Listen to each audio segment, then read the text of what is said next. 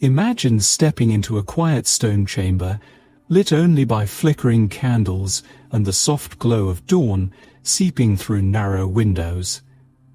The air is heavy with the scent of aged parchment and beeswax.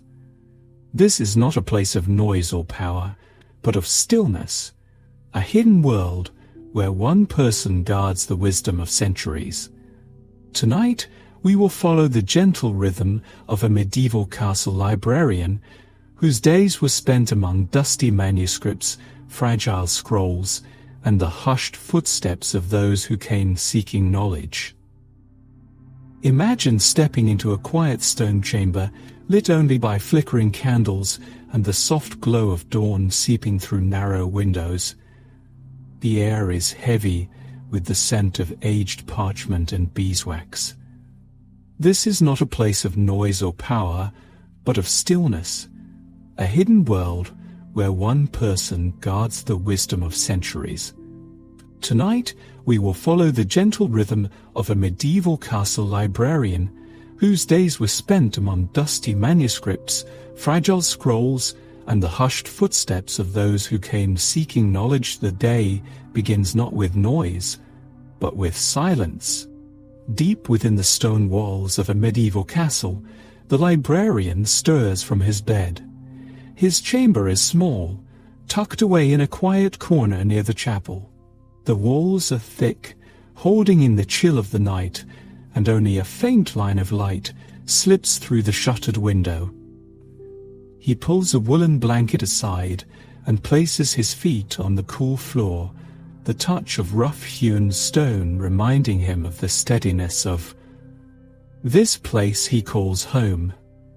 Unlike the bustling kitchens below or the courtyards where servants are already tending to animals, the librarian's morning starts slowly. He lives by a rhythm of his own, one that follows the rising of the sun and the opening of the great library doors. For him, the day is not a rush toward labor or feasts, but a steady walk toward words, ink, and memory. He dresses simply, pulling on a linen tunic and fastening a leather belt. Over his shoulders, he places a dark wool cloak, worn but sturdy, smelling faintly of smoke from the fires that keep away the damp. Before leaving his chamber, he pauses for a short prayer, for in his work, he believes he is not just caring for parchment and books, but for the wisdom they contain, wisdom meant to be passed from one generation to the next. The librarian's chamber opens onto a long, narrow corridor. The castle is still in this early hour. The only sounds are the faint crackle of a torch and the distant footsteps of guards patrolling the ramparts. He carries a small oil lamp to guide his way. The flame trembles as he walks, sending shadows that sway against the walls like ancient guardians watching his steps. At the end of the corridor, he descends a spiral staircase.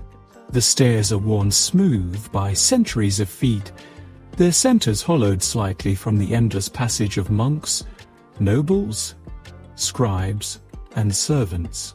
Downward he goes, deeper into the belly of the castle, until he reaches the door to the library. The library is his sanctuary. It is not grand like the cathedrals of great cities, nor filled with endless shelves like the famed libraries of distant lands. Instead, it is a long chamber with heavy oak beams overhead and rows of wooden desks. Against the walls stand tall cabinets, locked carefully, each holding manuscripts and scrolls of priceless value. Some are works of religion, copied carefully by monks. Others are records of the castle's history, written in steady hands over the years. There are texts of medicine, astronomy, law, and philosophy, all gathered here to be preserved. Before he enters, the librarian takes a moment to admire the carved door. It is marked with symbols of vines and leaves, reminding all who enter that knowledge, like a tree, grows slowly and spreads its roots deep. He fits a large iron key into the lock and pushes the door open. The hinges creak softly, echoing into the vast silence within. Inside, the air is cool and dry, carrying the faint aroma of vellum, ink, and candle wax. Dust motes dance in the golden shafts of early sunlight that filter through the narrow windows. He sets his lamp on a desk, lights 2 tall candles, and begins his ritual of opening the library for the day. He checks that the cabinets are secure, examines the bindings of certain fragile volumes, and carefully sweeps away dust from the desks with a soft cloth. There is peace in this with a soft cloth. There is peace in this routine. Every movement is deliberate, as though he is not merely cleaning or checking, but performing a kind of gentle ceremony. He takes out a quill, trims its tip with a small knife, and sets it ready beside an inkwell. A sheet of parchment waits beside it.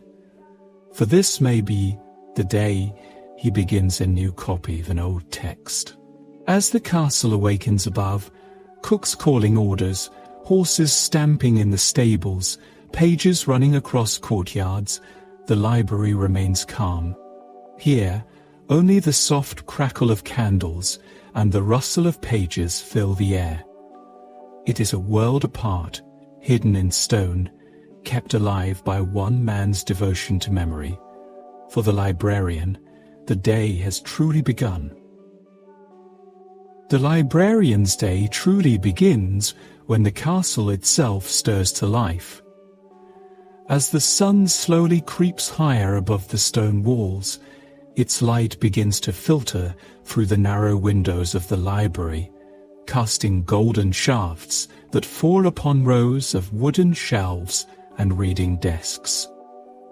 Dust motes hang in the beams of light like tiny stars, drifting lazily in the still air. The librarian, already awake for some time, begins the quiet work of the morning, tending to the manuscripts. He moves through the chamber with practiced steps, his shoes making almost no sound on the worn stone floor. The library is not a vast hall like one might imagine in a monastery or great university, but rather a series of rooms, vaulted, cool, and lined with niches carved into the stone walls, where shelves have been fitted. Each niche contains bound manuscripts, rolled parchments, or simple wax tablets. Many are chained to their shelves, their iron clasps a reminder of the value of knowledge and the cost of replacing even a single book. The librarian begins by inspecting the bindings.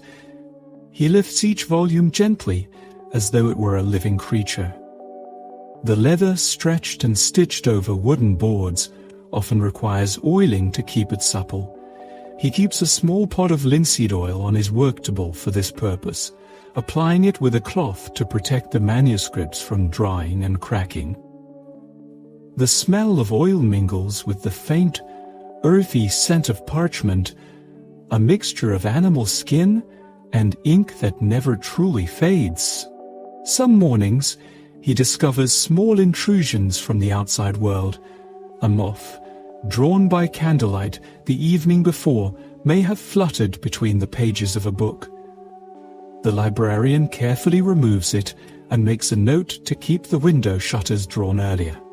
Knowledge is fragile, he reminds himself, and even the smallest creature can threaten centuries of labor preserved in ink and vellum. After this inspection, he takes time to polish the lecterns and reading desks. These are where visiting nobles or the castle's clerks might sit to consult a manuscript. Wax drippings from the candles of the previous night are scraped away, the surfaces smoothed once more. He replaces the stubby candles with fresh ones, each set into iron holders, ready to be lit when the daylight fades. The librarian also oversees the ink supplies. At a side table lies a collection of small clay pots, each sealed with wax to prevent the ink from drying. He checks them carefully, stirring the contents when needed. Some contain black ink made from oak galls and iron salts, others the rare red or blue pigments reserved for decorated initials. These pigments, costly to obtain, must be rationed carefully. A single streak of bright red in a manuscript could take hours of preparation, grinding minerals and mixing them with oils or vinegar until they were just right. With the materials prepared, he next turns his attention to the parchment. Rolled sheets lie on a bench, some newly delivered from a nearby monastery. These sheets have been scraped smooth with pumice and stretched taut on wooden frames. The librarian runs his hand lightly over them, feeling the subtle ridges of the grain. Not every sheet is flawless. Some bear faint scars from the animal it once belonged to, others uneven coloring, but each is precious. A single folio might hold sermons, prayers, or even royal decrees that shape the governance of the realm. As the morning progresses, a faint noise begins to seep into the library, the bustle of the castle waking. Outside in the courtyard, servants call to one another, hooves clatter on stone, and kitchen smells drift faintly through the air. Yet the library remains a place apart. Its thick walls keep the sounds distant, like an echo from another world. The librarian pauses often, listening, appreciating the contrast between the ordered quiet of his domain and the chaos beyond. It is in these hours, between sunrise and noon, that he finds his deepest peace. He opens one of the manuscripts on a lectern and begins to read. The book is heavy, its pages thick and slightly uneven. The script is dark and deliberate, written by a monk who labored, perhaps decades earlier. The librarian's lips move silently as his eyes follow the lines, savoring the rhythm of the words. Some texts are theological, others philosophical, and so, rare but treasured, are poems or histories that transport him to distant lands. As he reads, he makes careful notes on a wax tablet at his side. These notes are not for himself alone. At times, the castle's lord may ask him for a summary of a particular chronicle or a story to share with guests. Knowledge in the castle is not locked away, but passed, subtly and carefully, from the librarian's lips to the ears of those who seek it. His role is both guardian and interpreter, ensuring that the wisdom of ages finds its way into the minds of those who govern the present. From time to time, others step into the library during these morning hours. A clerk seeking reference for a document, or perhaps a young page sent by a curious noble child, eager to glimpse the wonders hidden within. The librarian greets them all with quiet patience, showing them where to sit, which texts they may handle, and which remain strictly forbidden. Some books are too fragile, their bindings too frail, to be opened often. Others are considered sacred, their words meant only for clergy. The librarian knows these distinctions well and enforces them with a gentle firmness. By the time the bells toll noon, the morning's work has shaped the library into readiness. The candles stand trimmed, the desks polished, the manuscripts checked and safe. The librarian feels a sense of calm satisfaction as he looks over the room. It is not a dramatic transformation, yet in these small rituals lies the strength of his calling. Each morning is a renewal, a reminder that the treasures of the past live on through careful hands and steady hearts. The manuscripts, the ink, the parchment, all are fragile, but in the stillness of the library, they endure. And so too does the librarian, bound by his devotion to protect them, day after day, as faithfully as the sun rises above the castle walls. The librarian moves slowly across the chamber, a careful observer of the treasures that fill the room. Though the stone walls remain cold and still, the shelves are alive with the weight of centuries. Each wooden beam bows gently under the burden of parchment, leather, and ink. The smell of oak mingles with the faint musk of old hides, carrying a fragrance that only grows richer with time. The morning light now spreads further through the tall window, falling across the bindings like a painter's brush. Dust particles rise, caught in the golden stream, and the librarian watches them hover as if they too are guardians of these words. Each shelf tells its own story. One holds religious texts, the lifeblood of the scriptorium, carefully copied by monks with painstaking precision. Their letters march in neat lines, as though the page itself were an orderly choir, voices lifting in silent praise. Another shelf carries law codes, the castle's record of disputes. Settled, land measured, and promises made. Here lies the memory of justice, bound in vellum. Further down are histories, chronicles of kings and their campaigns, written by men who never saw the battlefield, yet carried the weight of nations with their pens. The librarian runs a hand lightly along the spines. Some covers are cracked with age, while others gleam with fresh polish, gifts from wealthy patrons. A few bear intricate clasps, metal that glints in the light, securing the words within. To open them is to feel the click of history, as though each clasp were a key to another world. There are practical works as well. Treatises on herbs and remedies, guides for managing estates, and manuals of astronomy. These are not just words for contemplation, but instructions for living, fragments of wisdom that shape the rhythm of the castle's life. A healer might consult a page on fever remedies, while a steward could reference harvest charts. For every noble thought of saints and scholars, there is also a recipe for dyeing cloth or a record of weather patterns traced by careful eyes. The librarian's own favorite shelf lies tucked against the far wall. Here rest the romances and fables, tales of knights who wander in search of honor, of maidens who weave riddles into their words, of forests where enchantment lingers like a fog. These volumes are worn, their pages softened by countless hands, for even the sternest soldier sometimes seeks escape in story. The librarian smiles faintly.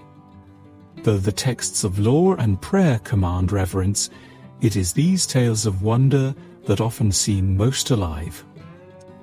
A small stool stands in the corner, worn smooth by use. The librarian places it before a high shelf, climbs with care, and retrieves a manuscript bound in green leather.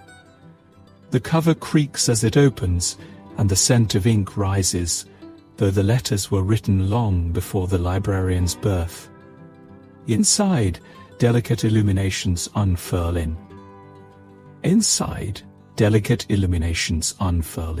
Red and blue. Margins blossom with vines and creatures, some real, others born of imagination. Tiny gold flecks gleam like sparks caught upon the page.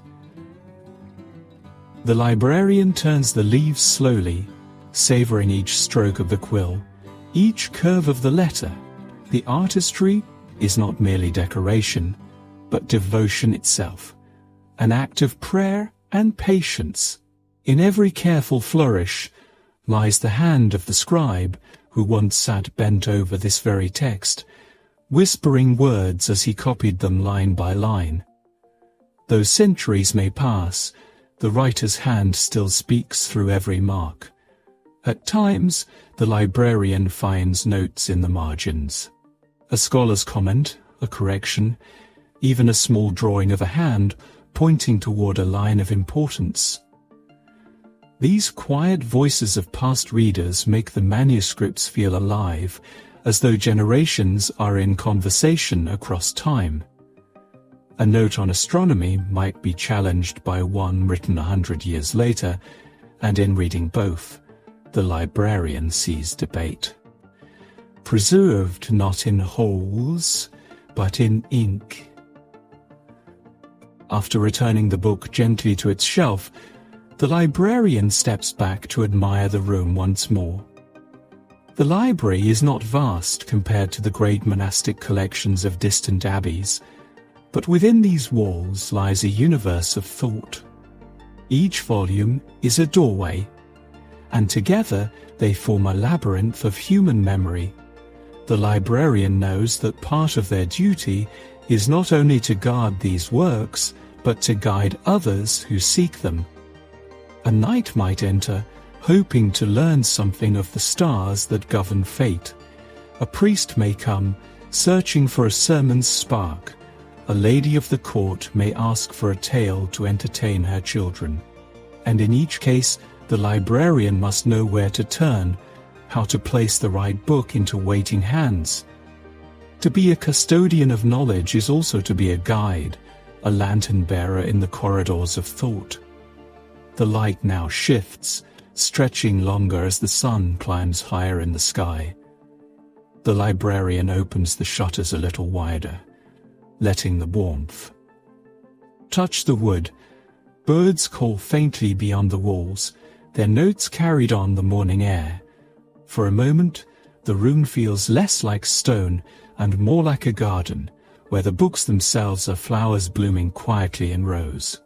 The librarian lingers among them, moving slowly, breathing in their presence. For in this chamber of shelves and silence, every day begins not with shouts or clamor, but with reverence. To tend a library is to walk among living voices, each one whispering, waiting, never forgotten. And so, with steady steps, the librarian prepares for what the rest of the day will bring. The castle library was more than a room of books and scrolls. It was a sanctuary of knowledge, a chamber where centuries whispered through ink and parchment. Yet such treasures could not be left unguarded. And so, each morning, after dusting the shelves and tending to the manuscripts, the librarian performed a ritual as old as the library itself. The tending of the keys, the heavy iron keys, worn smooth by countless hands, were not merely tools for locks. They were symbols of trust, guardianship, and authority. 3 of them hung from the librarian's belt, one for the wooden library doors, one for the iron-banded chest of rare manuscripts, and one for the smaller cabinet where ink, quills, and parchment were stored. Each lock carried a story, and each key was a responsibility. The castle steward had made it clear long ago. The knowledge housed in the library was as valuable as gold. Some books contained accounts of law and land ownership, others recorded the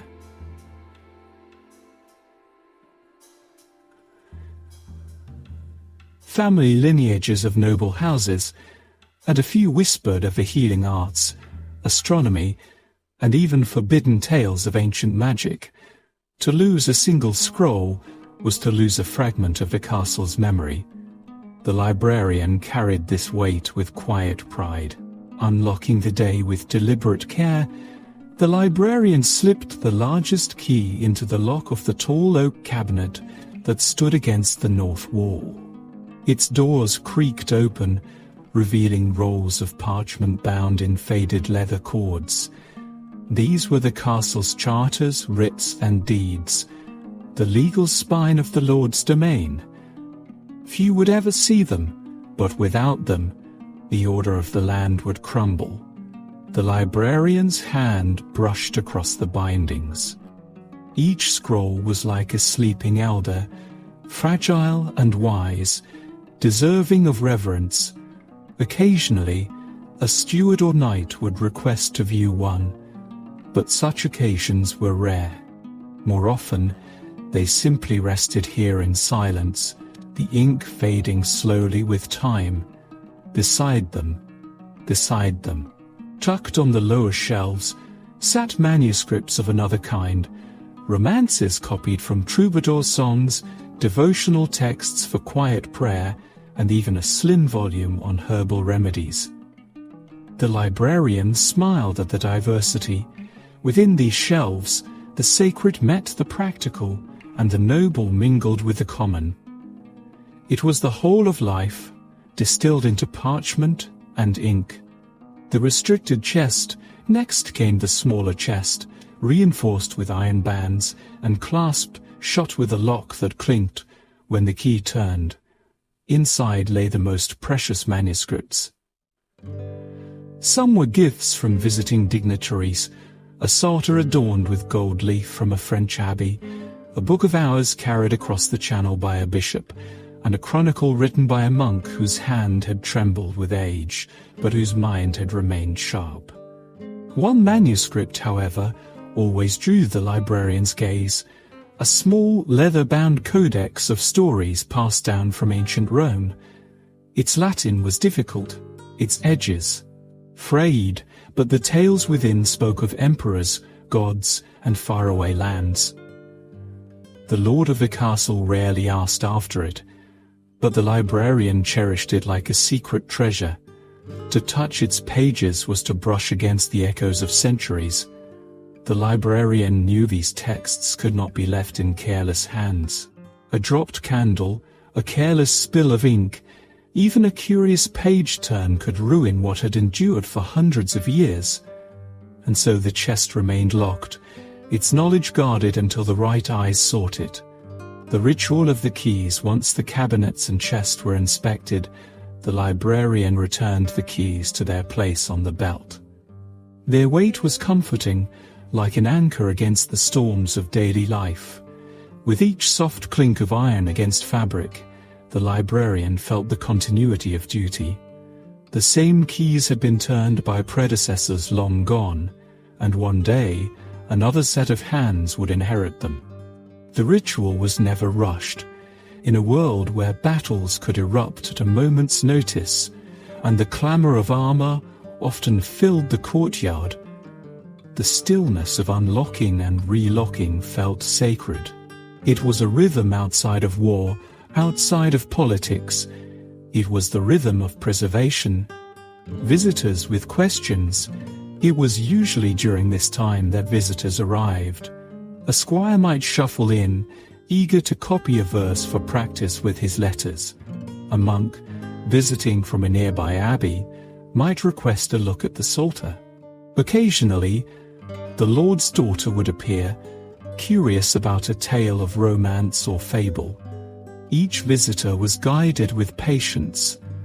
To the librarian, knowledge was not hoarded but shared, carefully, respectfully, and always under watchful eyes.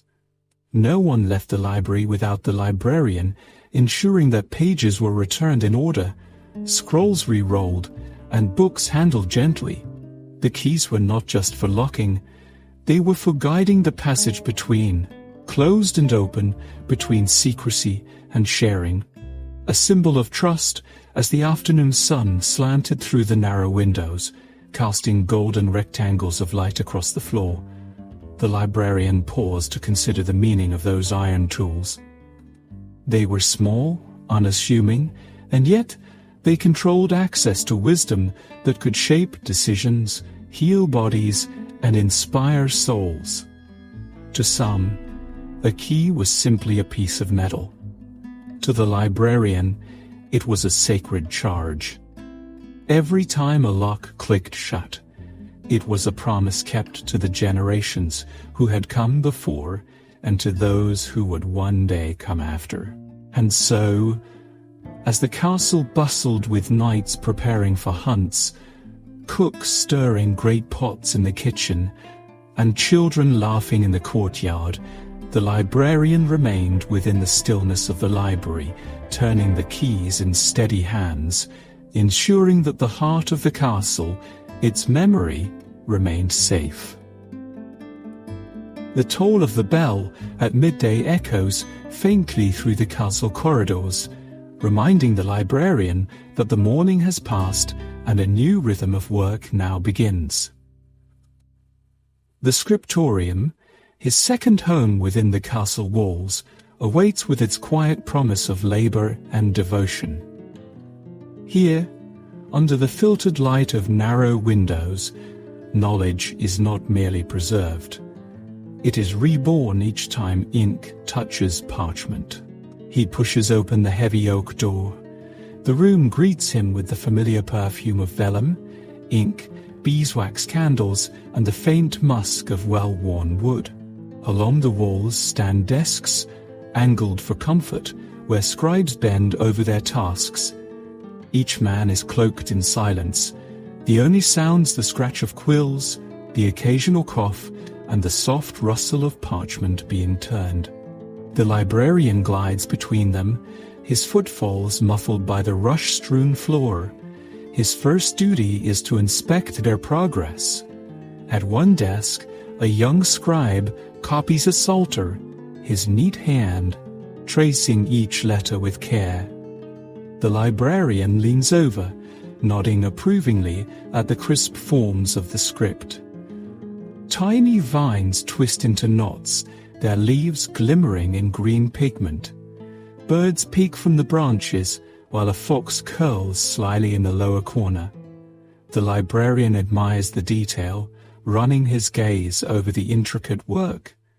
Illuminations are not mere decoration. They are invitations to linger, to meditate, to remember. He sits at his own desk, where a half-finished codex waits. The text is a chronicle of the realm, recounting kings, battles, and treaties long past. He sharpens his quill with a small knife, its blade gleaming in the candlelight. Dipping the nib into the ink, he breathes steadily and begins to write. Each stroke requires precision, each line, discipline. For in these pages, history itself will live on long after the castle stones have weathered.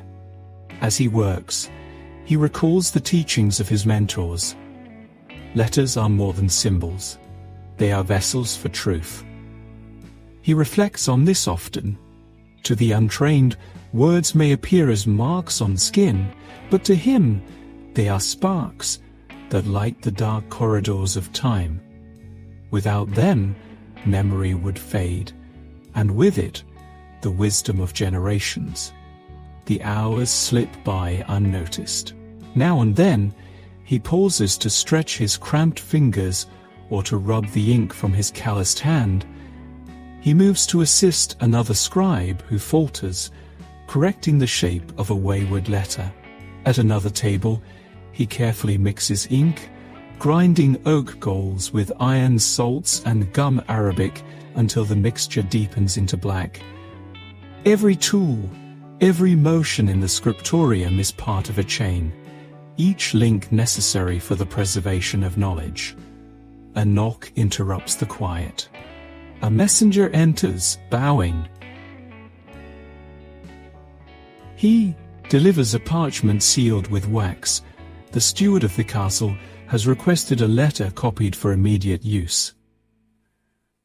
The librarian breaks the seal, scans the contents, and decides which scribe will take on the task. Some duties are lofty, preserving sacred texts or learned treatises. Others are practical, ensuring the castle's daily affairs run smoothly. Both, he knows, are necessary. As the sun shifts in the sky, beams of light fall through the narrow windows, illuminating dust motes that swirl like golden flecks in the air. The librarian pauses to watch them drift. It reminds him that all things are fleeting, parchment, ink, even memory itself. Yet the act of copying, of creating, grants each thought a chance to endure beyond the fragile span of human years. A soft murmur rises among the scribes as one carefully finishes a page. He lifts it proudly, and the librarian examines the work, nodding with quiet satisfaction. "It will endure," he says simply. "The words, though spare, carry weight. In this world of silence and diligence, even a few syllables can feel like a benediction." By mid-afternoon, the scriptorium has settled into a rhythm as steady as breath. The librarian, though weary, feels a calmed certainty in his labor. His eyes ache, his back bends, but his spirit is content. For to dwell in the company of words, to midwife their rebirth upon fresh parchment, is to serve both God and man. He rises once more to walk the rows, adjusting candles, replacing dull knives, reminding the scribes to keep their hands clean. Each task may seem small, but together they preserve not only manuscripts, but the thread of human memory. He knows that when the day ends, the work will remain unfinished, as it always does, yet does not trouble him. The care of books is not the labor of a single day, nor of one man, but of generations who keep watch like sentinels over the fragile flame of knowledge. When at last the steward's letter is completed and sealed, he sets it aside for the messenger to carry. He returns to his own desk, gazing at this own desk, gazing at days. The half-written chronicle. "Tomorrow," he whispers, "we shall continue. For though the body tires, the words remain, waiting patiently for the steady hand of their guardian." The late afternoon sun slants across the castle walls, casting long golden bars of light that stretch into the scriptorium. The librarian sets down his quill, sensing the shift in the day. It is the hour when quiet, scholarly work must give way to another part of his duty, serving the noble patrons who depend upon the library's treasures for learning, governance, and faith. The steward arrives at the door, bowing slightly. "My lord requests your presence in the solar," he announces. The librarian wipes the ink from his fingers with a scrap of linen, closes the chronicle he had been working on, and carefully covers the inkwell to keep it from drying. With practiced calm, he rises, adjusts his robe, and follows. The solar is warmer and brighter than the library, its windows hung with embroidered drapes, its hearth crackling with a cheerful fire. Here the lord of the castle sits, not in armor as on the parade ground, but in a tunic of fine wool, a book resting on the table before him. At his side is the lady of the household, her hands busy with embroidery, her eyes lifted with interest as the librarian enters. "My good keeper of books," the lord greets, gesturing him closer. "Today I wish to read of Charlemagne's campaigns. Bring me what you deem best for such a tale." The librarian bows deeply. To be asked for a text is more than a task. It is a moment of trust, a chance to shape what the noble family absorbs into their lives. He withdraws briefly, returning with a volume bound in leather, its pages filled with tales of the great Frankish king and his empire. As he lays the book upon the table, he bows once again, stepping back, but ready to guide as needed. The lord runs a hand reverently over the cover before opening it. The letters, carefully copied by scribes of past years, march in tidy lines across the vellum. Illuminated capitals gleam faintly in the firelight. "A fine work," the lord murmurs. "And well," the lord murmurs. "Cat." The lady, curious, leans closer. "Read aloud, husband," she suggests. And so he does, his voice deep and steady, filling the solar with the deeds of knights and emperors, while the librarian listens in silence. He has read these passages many times before, but hearing them spoken aloud adds weight and color, as if the words themselves breathe differently when lifted from the page. Soon, the Lord closes the book, turning his gaze upon the librarian. "Tell me, do you think our age compares with that of Charlemagne?" were his. It is not the first time such a question has been posed, and the librarian answers with care. "My lord, the deeds of kings endure upon the page, yet every age has its burdens and blessings. What we know of Charlemagne comes to us filtered through memory and ink, as our deeds will be remembered by those who come after." The Lord nods thoughtfully, stroking his beard. The lady smiles faintly at the answer, for it is measured and wise, offering respect without flattery. The librarian knows well the balance required. He must honor his patrons, yet remain true to the quiet truth of his calling. After the reading, the lady makes her own request. She wishes to see a collection of saints' lives, for her devotion is strong, and she often seeks inspiration in the courage of martyrs and the patience of holy women. The librarian fetches a hagiography, its margins adorned with bright blossoms and golden halos. As she turns the pages delicately, she sighs with wonder, her fingers tracing the images. "Such beauty," she whispers. "To hold this is to hold faith itself." The librarian bows once more, but inwardly he shares her reverence. For in these books, painstakingly copied and illuminated, faith and art meet in a marriage that transcends the ordinary. Their son, a boy of 12, bursts into the room, eager and restless. "Do you have tales of knights?" he asks. The librarian directly. The boy's eyes gleam with curiosity, a spark of the same hunger for story that stirs in all young hearts. Smiling, the librarian produces a book of Chanson's Digest, tales of Roland and Oliver, filled with courage and peril.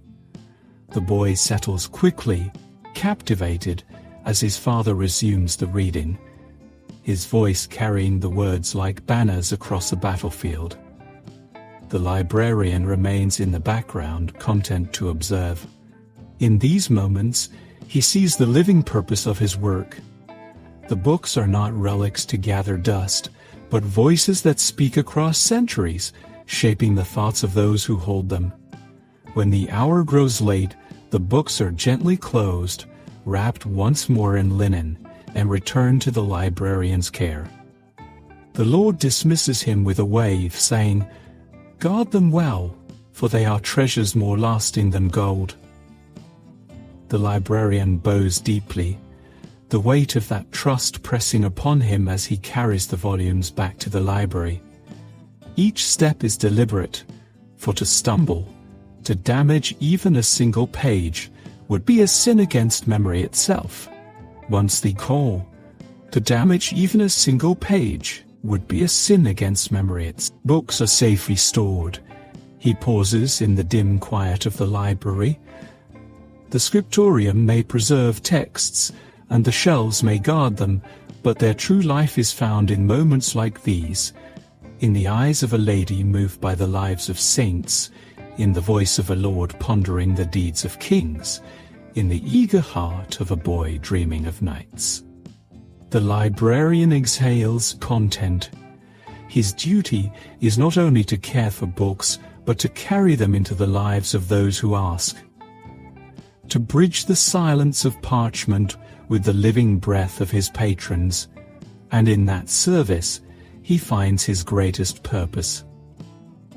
The library is never truly still. Even when no footsteps echo across its stone floor, Even when candles burn low and quills lie motionless, it hums quietly with the presence of words and memory. Yet on this particular morning, the silence is interrupted by the news of a visitor. A messenger brings word. A scholar has arrived at the castle gate, dusty from travel, carrying books of his own. For the librarian, such an arrival is both rare and thrilling. The life of a medieval librarian is often one of maintenance, guarding, copying, preserving. To meet another who has walked distant roads with manuscripts in hand is to glimpse new worlds, new knowledge, new possibilities. The librarian makes his way to the courtyard. There he finds the traveller, a man in his middle years, cloaked against the lingering chill, a leather satchel strapped across his shoulder. His eyes are keen, alive with curiosity, even after long miles.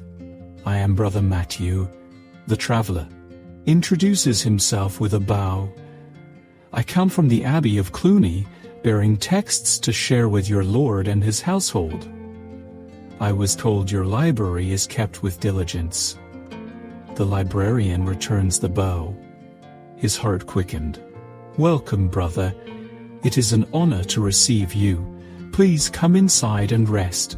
Once in the library, the scholar carefully unpacks his satchel. The first book he produces is a psalter, beautifully adorned with red and blue capitals. The second is a collection of Aristotle's writings, translated into Latin. The third is smaller, humbler, a devotional work copied on simpler vellum, meant not for display but for daily prayer. The librarian feels a quiet awe. To hold a manuscript that has come across such distance is to touch the labor of unknown hands. Scribes who bent over parchment by candlelight, translators who wrestled with words of philosophy centuries old, binders who stitched and pressed until thought itself was enclosed in leather. Over mugs of warm ale, the two men sit at a long oak table, speaking in low, deliberate voices. The traveller describes the abbey he came from, its towering cloisters, its scriptorium filled with brothers who copy endlessly. He tells of a debate among scholars on the proper interpretation of Aristotle's logic, and of how some fear such writings lead too far from faith, while others believe they strengthen the foundation of belief itself. The librarian listens intently, his mind drinking in every detail. Within the castle, life is often enclosed. Days follow familiar patterns. Duties return in steady cycles. But through this visitor's words, he glimpses the wider world of thought and learning. The scholar then asks to see the holdings of the castle library. Together, they walk among the shelves, pulling down volumes of chronicles, saints' lives, sermons, and romances. The visitor nods with admiration. "You have preserved these well. Many noble houses treat their books as ornaments, untouched and slowly fading. Here I see life in the parchment." The librarian feels pride at the compliment. He explains how books are repaired when pages loosen, how they are wrapped in linen against damp, how readers are guided with care to prevent damage. The scholar approves, and the two spend long hours comparing the scripts of different scribes, noting the shift in handwriting styles across decades. As evening approaches, the noble lord invites the scholar to dine in the great hall. The librarian attends, standing at the side, for he is both servant and guardian of the texts the scholar has brought. During the meal, Brother Matthew speaks eloquently of his travels, weaving tales of learning and devotion. The Lord listens with keen interest, while the lady asks questions about the saints venerated in distant abbeys. The scholar reads aloud a passage from the Aristotle manuscript, his voice steady above the clatter of trenchers and the murmur of courtiers, Some at the table are puzzled by its abstractions, others intrigued. The Lord himself nods gravely, remarking that knowledge, even that which is difficult, strengthens a realm as surely as stone walls.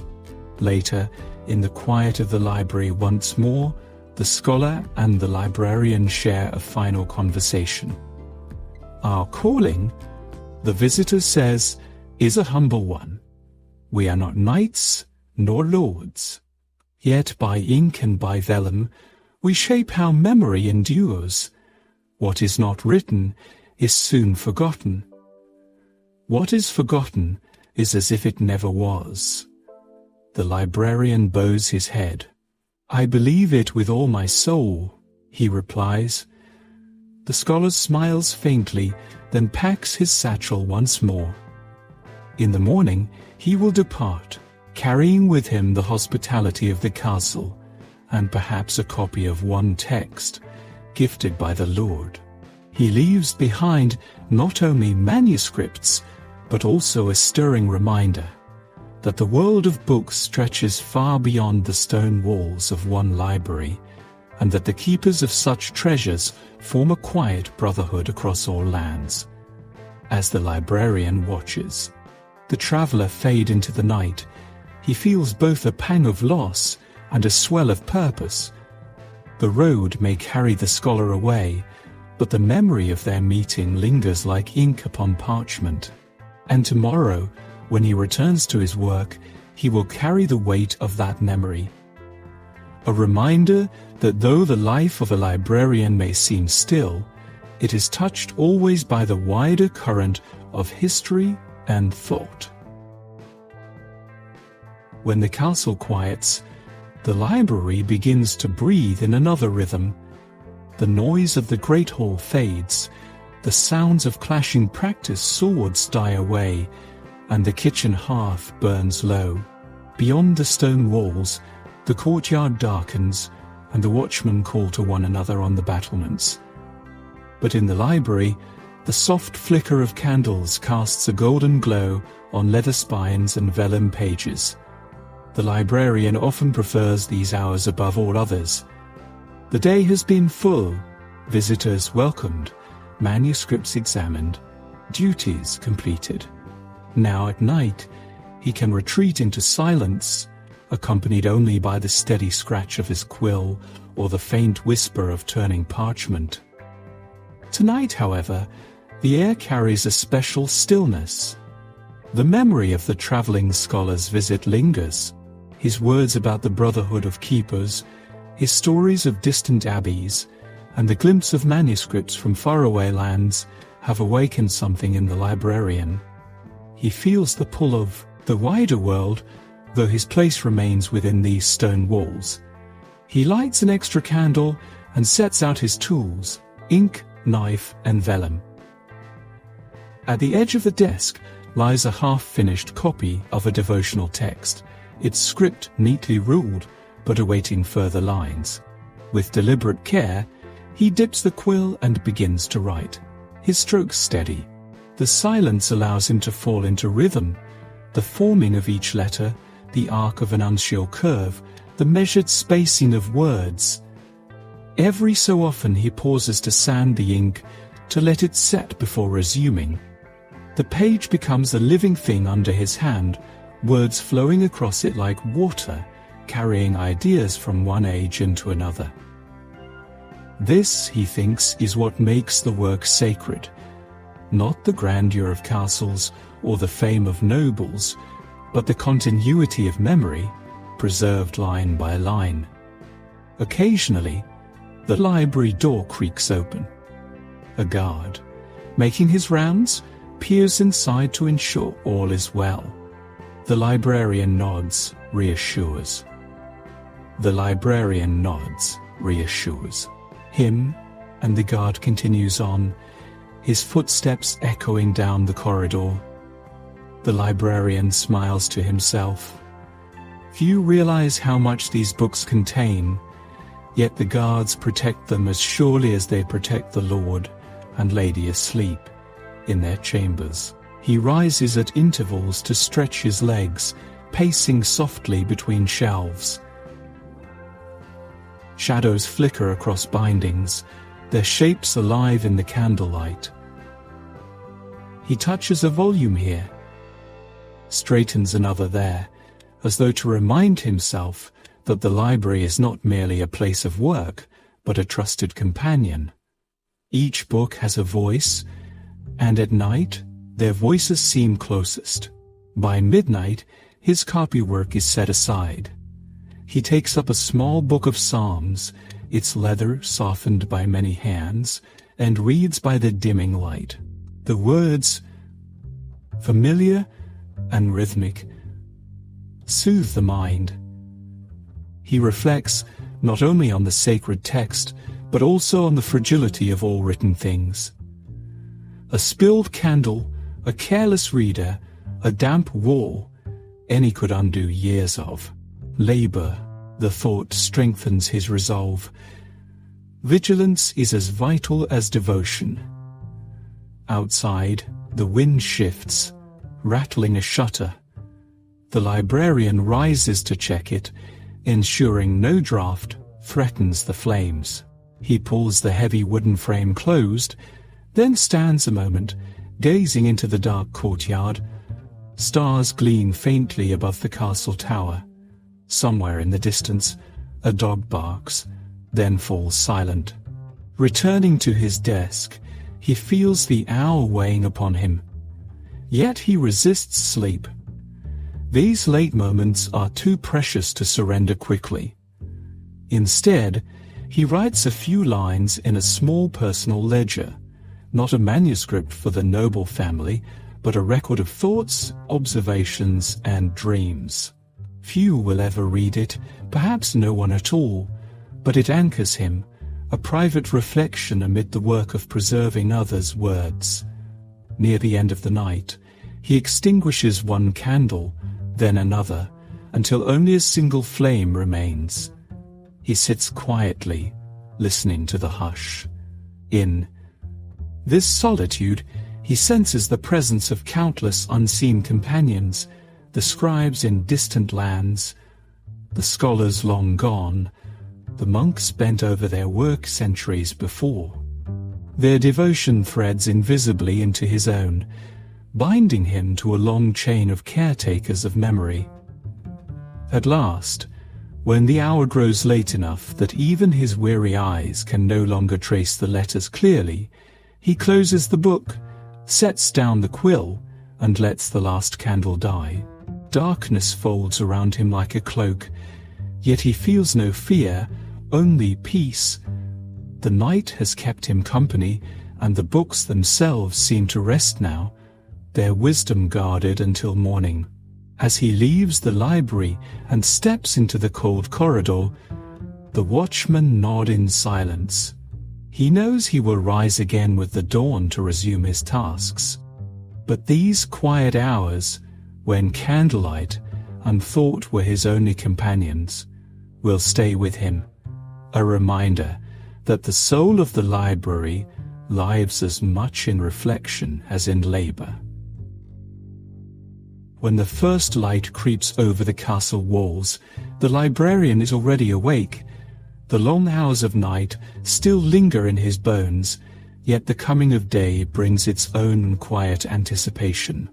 He makes his way back toward the library, the chill of morning air clinging to his cloak.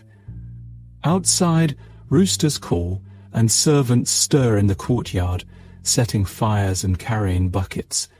The castle shifts from silence to gentle bustle, as though waking from a dream. The librarian pushes open the library door, and a familiar scent greets him, the mingled fragrance of wax, wood, and parchment.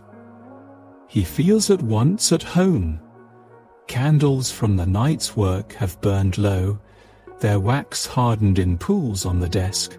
He clears them away, setting new tapers for the day. As light streams through the narrow windows, he marvels again at how different the same shelves can appear by day. Shadows recede, bindings shine, and the space seems to breathe with renewed purpose. This morning is not like any other. The castle steward has requested a set of charters for review, and a clerk from the local priory is expected to arrive with a small chest of texts for safekeeping. Days like this are busy for the librarian, but also deeply satisfying. They remind him that the library is not only a quiet refuge, but also a living heart of record and trust. He begins with the charters, retrieving them from a chest bound in iron straps. Each document is wrapped in cloth, sealed with wax, and marked with careful notes. The parchment crackles faintly as he lays them out on the desk, smoothing the edges. The steward will want to confirm land holdings, rents, and obligations. A reminder that the written word secures more than prayers and stories. It anchors wealth and power. While he organizes the charters, he hears footsteps in the corridor. A knock follows, and the priory clerk enters, a young man burdened with a wooden chest. His cloak is damp with morning dew, and his cheeks are flushed from travel. Together they lift the chest onto the desk, where the clerk carefully unfastens its iron lock. Inside lie several manuscripts, some worn and patched, others surprisingly fine. These are entrusted to you, the clerk says. The abbot asks that they be kept safe here until the priory's walls are strengthened. The librarian nods solemnly. He knows what it means to trust one's books to another's care. Each manuscript is a treasure, and the responsibility weighs heavy. With reverence, he examines them. A psalter, a commentary, and a small herbal with bright illustrations of plants and remedies. He notes the priory's markings and carefully records their arrival in his ledger. Only then does he place them on a shelf set aside for guest volumes. The clerk lingers, asking questions about the castle library. The librarian answers kindly, showing him the variety of works preserved here, histories, accounts, sacred texts, and even a few romances. The young man's eyes widen with interest. It pleases the librarian to see such curiosity in one so young. Perhaps he recognizes in the clerk a reflection of his own younger self, drawn to books not only by duty but by love. After the clerk departs, the librarian returns to his daily rhythm. He copies a few more lines of the manuscript left unfinished last night, careful not to blot the page. He checks the bindings of several older volumes, ensuring that leather and stitching hold. He even sharpens his quills, lining them neatly in readiness for the work ahead. These tasks are small, but necessary, like tending a garden one plant at a time. As morning deepens, the steward arrives to inspect the charters. He is brisk, his eyes sharp, scanning the documents with practiced efficiency. The librarian provides explanations where needed, pointing out seals, dates, and margins of note. The steward nods satisfied and departs with several copies, carefully made by the librarian's hand. Another duty fulfilled, another proof that the library serves the living needs of the castle as much as the lofty ideals of learning. When the steward has gone, the librarian takes a moment for himself. He carries a small stool to the window and sits where the light is strongest. From this vantage, he can see beyond the castle walls, over the rolling fields and winding roads. Travelers are already moving along the lanes. Merchants with carts, peasants with tools, perhaps a messenger on horseback. All of them carry lives shaped by toil and hope. Few will ever step into this library, yet in some way their stories are linked to the words he preserves. He reflects on the night before, the candlelit solitude, and how the dawn transforms the same space into something altogether new. It strikes him that the library, like life itself, exists in cycles, day and night, silence and duty, solitude and service. Each cycle renews the purpose of the whole. The bell from the chapel tolls mid-morning, its sound filling the castle. The librarian rises, stretching his back, and begins to prepare for the rest of the day. The manuscripts entrusted by the priory are safe, the steward's needs met, the library once again in order. He feels a deep contentment, as though the dawn has brought not only light but assurance, a reminder that his work, though quiet, is steadfast. And so, the day continues, each hour carrying him further into its unfolding tasks.